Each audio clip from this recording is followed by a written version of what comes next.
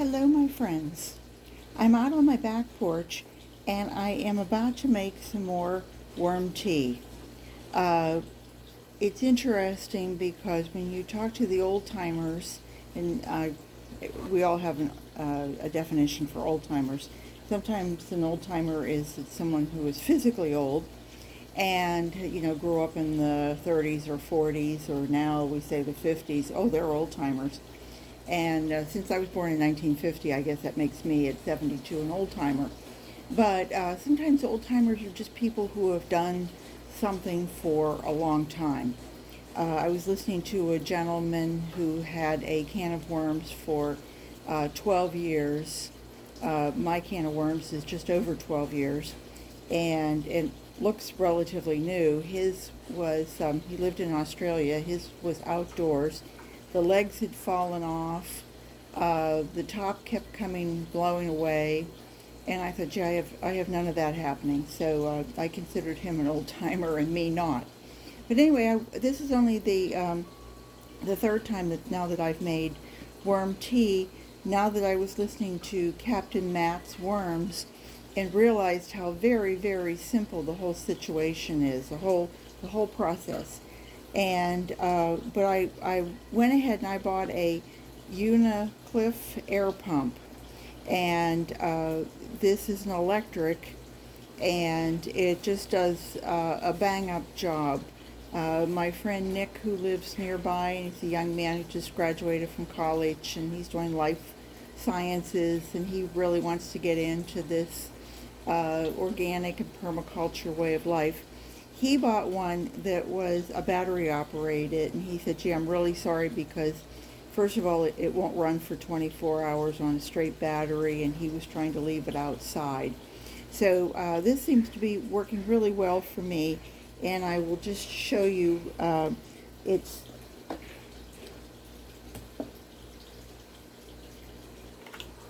has two little air stones to it and a backflow preventer.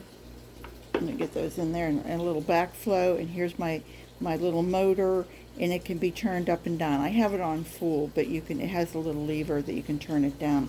So what Captain Matt said was that you take a 5-gallon bucket and you put 4 or 4.5 gallons of, you could put water in it and let it sit for so many hours. Actually aerate the water if you had chlorinated water and that was all you was available to you. But I have rainwater, so this is what I use.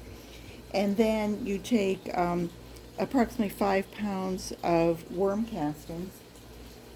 Now keep in mind, he's Captain Matt's Worms, so that's what he's saying. But if you had manure you had, I don't know about chicken manure, that's pretty hot. But if you had cow manure or you had rabbit manure, anything along those lines, horse manure, you could probably use the same thing. And so what I have is I have my 5 pounds of worm castings. And I did show you this the last time that I did it, this came with cosmetics products in it. And it's a lovely little netting. You can also buy something similar to this. It's called a cold brew bag, and it's lovely because once you get it in there, nothing really comes out. The water will circulate, but it'll drain, and you really don't have to worry about trying to double filter it. So what I did is I actually, let me just do it again. I actually took it and tied a loop. Let me just do it this way.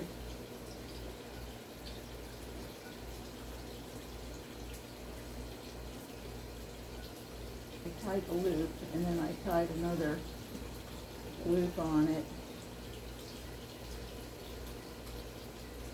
Bring it down there a little bit. And then I stuck this is my good old crepe myrtles. They do everything for me. By the way, I just went through this and checked it again This is the compost that, the castings that I harvested 2 weeks ago, and there were probably, oh, I don't know, a dozen worms that were still left in there. So now this is going to sink down in there. Okay, we have water, we have castings, and now the secret ingredient is the grandma's molasses, and this is unsulphered. There are other brands, but this was just happened to be the one that I had. And this is 2 tablespoons of grandma's molasses. And I'm going to just pour that in,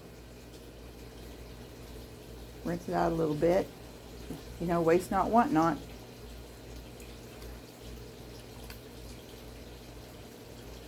Don't lick your fingers after this, just a thought.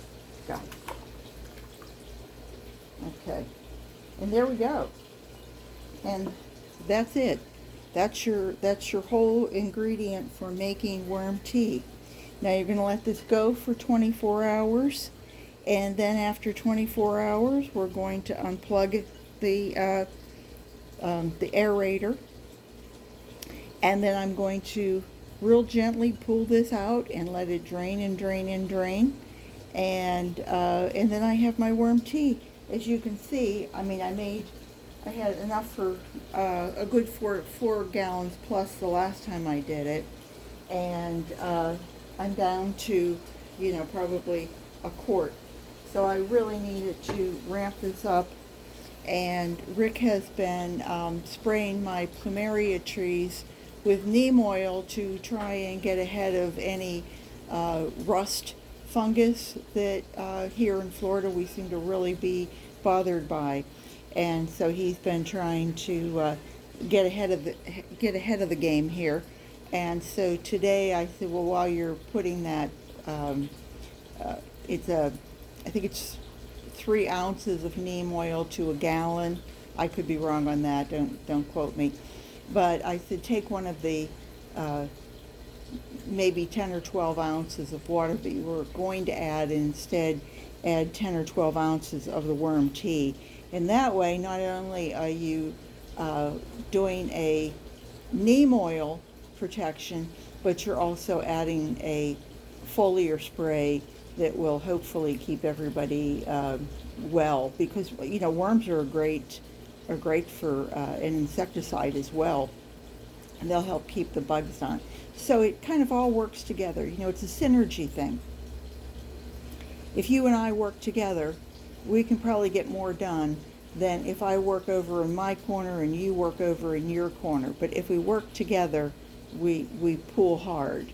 And Rick and I are coming up on 49 years of marriage, and we have always found that if we work together at something, we certainly get a lot more done than otherwise. So I'll leave you guys with that. But try this. This is really very simple. It doesn't have to be worms. You can even, I've been seeing people say that if they take their weeds and they take them and put them in rainwater or water that's been oxygenated with something as simple as this aerator. By the way, I think it was $14, might have been $15. So inexpensive, easy way to start this whole process. Going organic doesn't have to be a whole world of, oh my goodness, I had to retool my whole system. You can start out one small little thing at a time and then just build on it. And whether it's saving your coffee grounds, or saving your tea bags, or your coffee your coffee grounds, or saving your eggshells. Do your little bit to help save the Mother Earth. You don't have to become a fanatic about it, but you can. But anyway, just things like saving your rainwater is certainly a wonderful plus, whether you have a rain barrel or whether you just put out things to collect the rainwater in. So I will leave you there, and I hope you'll try it. I'm going to go wash my hands now because I'm sticky as can be. And I hope you guys will subscribe and ring the bell and come back and see me. And if you have any questions, please feel free to ask. So garden what you got and take care of yourselves. And I hope to see you back real soon. Bye-bye.